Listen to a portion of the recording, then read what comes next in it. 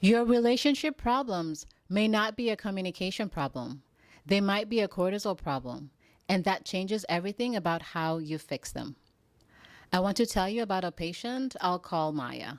Maya came to me not because she was struggling with her own mental health. At least that's not how she framed it. She came because her marriage was in trouble. She and her husband kept having the same argument, different topics, same pattern. She would say something, he would take it the wrong way. She would get defensive. He would shut down.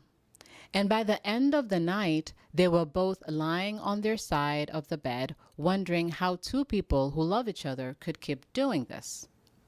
She had read the relationship books. They had tried the communication exercises. She knew not to say, you always and you never. She knew to use I feel statements. None of it was working. When I started asking her about her daily life, a different picture emerged. She was sleeping 5 or 6 hours a night, skipping lunch most days, drinking 3 or 4 coffees to get through the afternoon. And the arguments almost always happened between 5 and 7 p.m. We weren't dealing with a communication problem. We were dealing with a cortisol problem. And once we addressed that, the marriage got easier without a single additional conversation about communication styles. Hi, I'm Dr. Fiona Mao, psychiatric mental health and family nurse practitioner, licensed in Texas. Everything I share is for educational purposes only. It does not constitute medical advice, does not diagnose or treat any condition, and does not create a patient-provider relationship. Mental health is shaped by many factors: biology, psychology, environment, and relationships. Today, we're exploring one piece of that picture.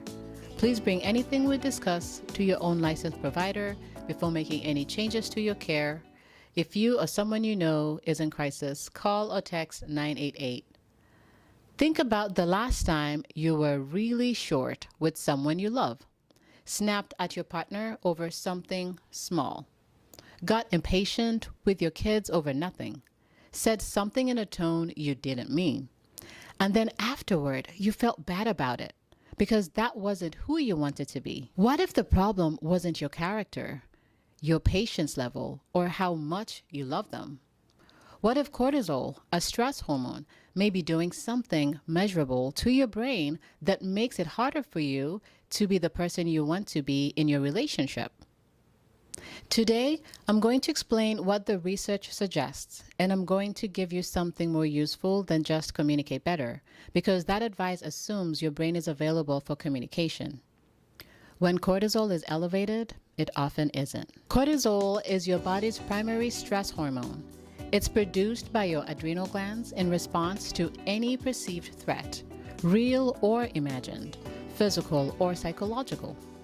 Chronic stress means your cortisol is elevated, not just in emergencies, but as a baseline. And elevated cortisol does something very specific to your prefrontal cortex, the part of your brain responsible for empathy, impulse control, nuanced thinking, and the ability to pause before you react. Stress and cortisol, as part of that stress response, may impair prefrontal cortex functions, particularly working memory, cognitive flexibility, and impulse control. Simultaneously, your amygdala, your threat detection and emotional reactivity center, becomes hyperactive. The result? You become more reactive, less empathic, less able to read social cues accurately, and more likely to interpret neutral or ambiguous input as threatening. Your partner asks a simple question. Your stressed brain reads it as a criticism. You respond defensively. They respond to your defensiveness. And what started as a conversation becomes a conflict that neither of you wanted. There's a second mechanism that may compound this. Chronic stress triggers chronic low-grade inflammation, and research suggests neuroinflammation may influence neurobiology systems involved in social bonding and connections. Chronic stress does not just make you irritable, it can make connections feel neurologically harder. not because you love them less, because the biological conditions for closeness may be more difficult to access. So here are 3 shifts that may actually change how you show up. First, regulate before you engage. When your cortisol is elevated, you are neurologically not equipped for difficult conversations. This is not a personal failing, it is a biological state. The most important relationship skill you can develop is recognizing when you are in a high cortisol state. Heart rate up, jaw tight, thoughts narrowing, regulate before engaging. Physiological sigh. 2 quick inhales through the nose followed by a long exhale through the mouth. It's the fastest evidence-based tool for acute stress reduction.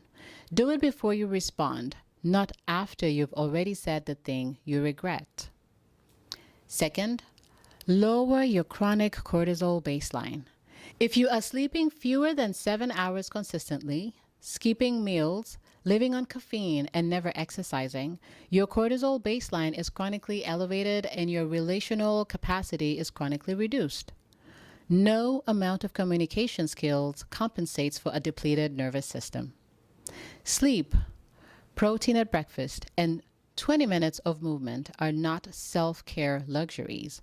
They are the biological prerequisites for being the partner, parent, or colleague you want to be. Third, repair faster, not harder. Chronically elevated cortisol slows the repair process after conflict, literally. It impairs the flexible thinking required to see another person's perspective. The most useful thing after a conflict when you're still stressed is not a deep conversation. It is physical co-regulation, a walk together, sitting quietly in the same space, physical touch if appropriate. These activate the parasympathetic nervous system and reduce cortisol enough that the conversation can actually happen productively. Repair the nervous system first, then talk. If the cortisol piece resonated, the link in my bio has resources on nervous system support and stress regulation. It's in the description below as well. You are not failing your relationships because you don't care enough. You may be struggling because your nervous system is running on empty and nobody told you that was biological. That's a fixable problem. Subscribe for Tuesday and Thursday. Share this with someone who's been hard on themselves about how they show up when they're stressed. Take care of yourselves. Call or text 988 if you're in crisis. Your brain is part of your body. When we care for the body, we give the brain its best chance to thrive. I'm Dr. Fiona Mao. I'll see you next Thursday.